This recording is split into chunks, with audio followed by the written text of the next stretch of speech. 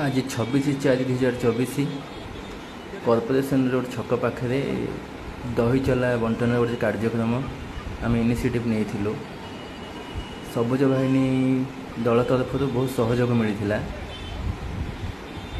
तापमात्रा एत परिमाण में बढ़ी जाता जे लोक मैंने बहुत खुशी पीकि गले।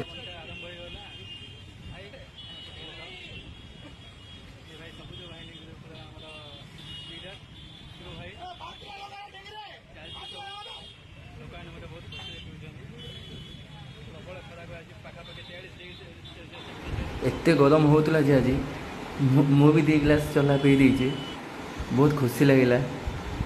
आज एत खरार गोटे कम करा जो लोक मैंने बहुत खुशी गले भल लगे। लोक मैंने अनुरोध आखपाखे जदि किसी क्या द्वारा किसी भी हो पारा यथासंभव लोक